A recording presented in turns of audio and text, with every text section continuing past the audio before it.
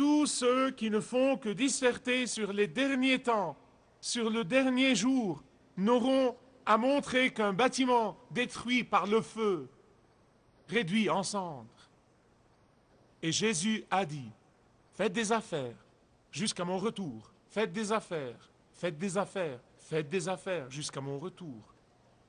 Il n'a pas dit calculer les dates, il n'a pas dit discuter les uns avec les autres, il n'a pas dit tenez-vous les mains et chantez Kumbaya, il n'y a pas de mal à ça, mais il n'a pas dit de le faire.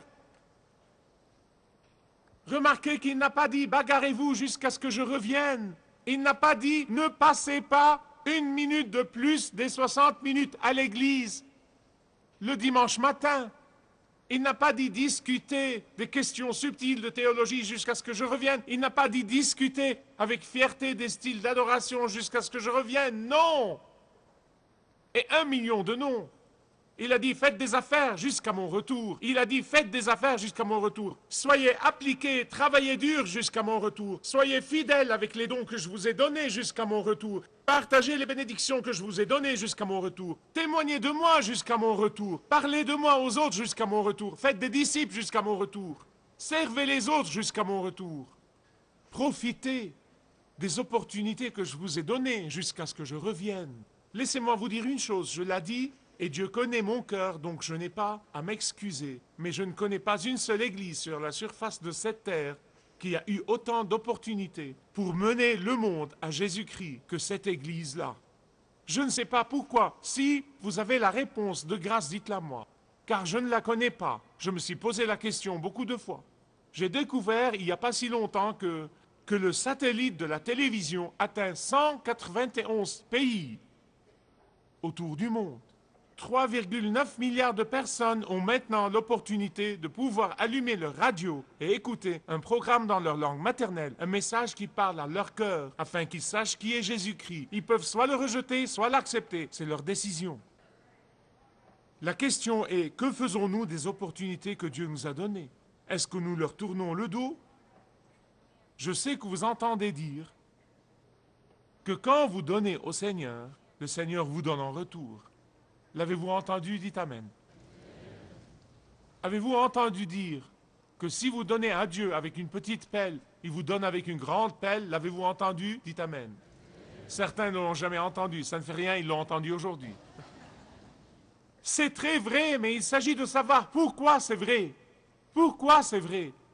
C'est vrai parce que Dieu voit votre capacité de gérer ce qu'il vous a confié, ce qu'il vous a donné, parce que Dieu voit votre fidélité et il agrandit votre capacité et il multiplie vos opportunités, il multiplie vos responsabilités, il multiplie vos bénédictions d'après votre fidélité.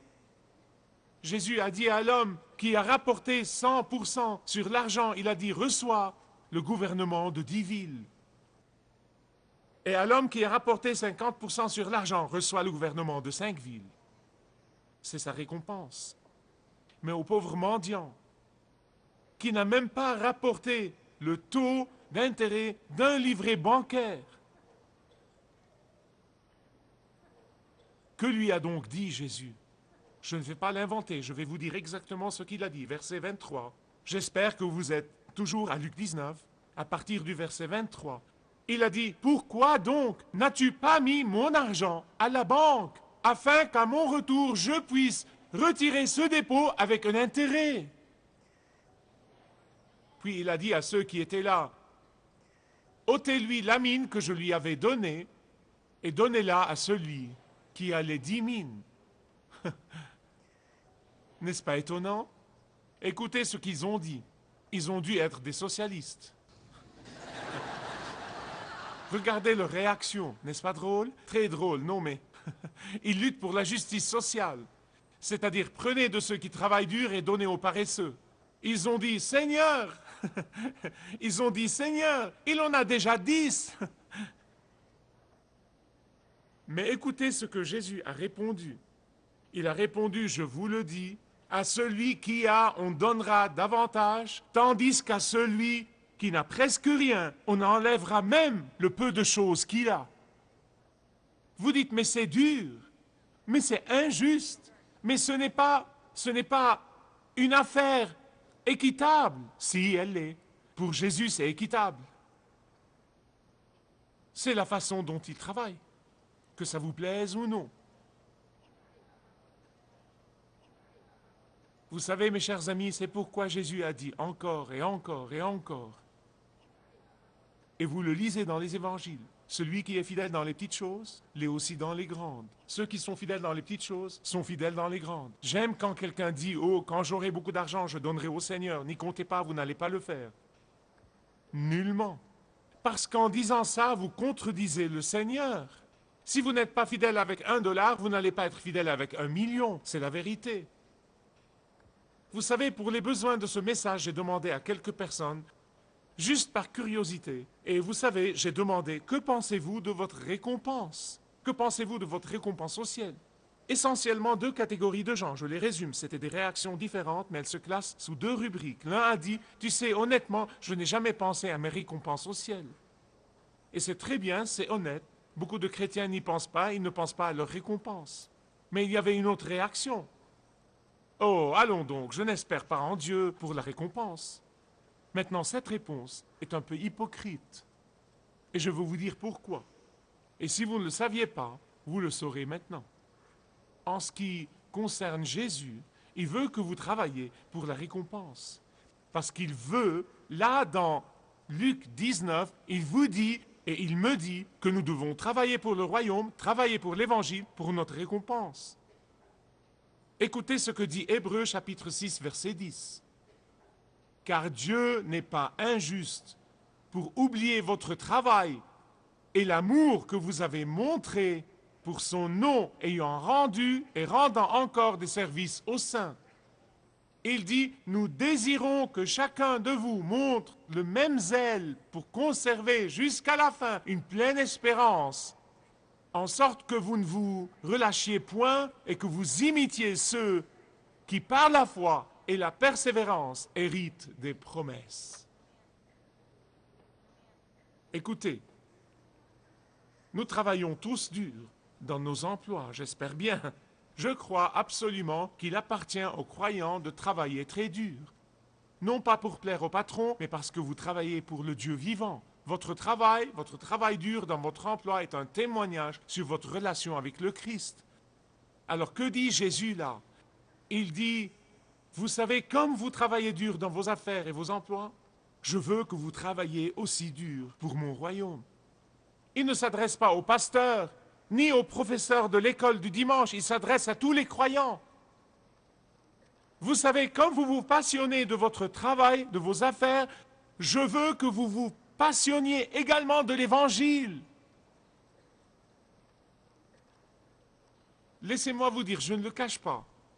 Je sers le Seigneur et je me donne beaucoup de mal et je travaille dur parce que je veux cette récompense. En ce qui me concerne, il n'y a rien dans la vie qui soit plus important pour moi que d'entendre ces mots des lèvres de Jésus. C'est bien, bon et fidèle serviteur. Rien. Les gens peuvent m'aimer ou me détester, ça m'est complètement égal.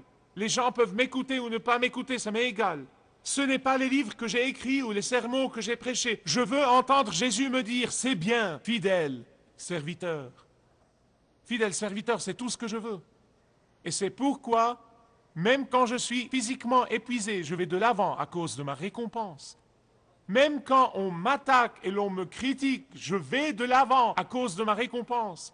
Même quand les autres semblent y aller doucement, je travaille dur parce que je recherche cette récompense. Quand le diable me dit que tous mes efforts ne changent rien de toute façon, je vais de l'avant parce que j'attends ma récompense avec impatience. Quand les autres attaquent mon zèle et ma ferveur, je vais de l'avant parce que je désire ardemment cette récompense. Quand les autres me comprennent mal et jugent mal mes motifs et mes raisons pour défendre la vérité et défendre la foi, je vais de l'avant parce que j'attends cette récompense avec impatience. Mon maître est allé loin et il a dit, fais des affaires jusqu'à mon retour. Et s'il vient en premier ou que j'aille le voir en premier, ça ne change rien pour moi. Mais je peux vous dire une chose, il ne va pas me trouver en robe blanche. Ça ne me va pas en tout cas. Il ne va pas me trouver sur une montagne ou sur la cime d'un arbre. Il va me trouver prêchant derrière cette chaire. Il va me trouver derrière le micro, derrière le bureau. Il va me trouver aidant quelqu'un ou servant d'une façon ou d'une autre. Parce que Jésus a dit, faites des affaires jusqu'à mon retour. Faites des affaires jusqu'à mon retour. J'y pensais ces 2 dernières semaines, comme je me saturais l'esprit de la parole de Dieu pour ce message. Et je me demandais ce qui était vraiment mon plus grand désir. Mon plus grand désir, c'est que les hommes et les femmes, les garçons et les filles, non seulement dans cette église, mais aussi ceux qui nous regardent à la télé et ceux qui nous écoutent à la radio, je désire que les croyants disent « Michael, je veux mettre de côté toutes les jalousies mesquines. Je veux mettre de côté toutes les disputes idiotes. Je veux mettre de côté le moi fragile. Je veux mettre de côté aujourd'hui toutes sortes de manœuvres intéressées. Je veux mettre de côté mon confort personnel. Je veux mettre de côté toutes sortes d'insécurités. Et je veux les mettre de côté volontiers, par égard pour Jésus, pour que je puisse travailler avec diligence pour l'Évangile, parce que Jésus a dit, faites des affaires jusqu'à mon retour. Si vous désirez connaître Dieu d'une manière personnelle, demandez le livret « Retrouvez la joie que vous avez toujours désirée » et vous pourrez découvrir l'amour de Dieu pour vous et apprendre comment expérimenter son pardon.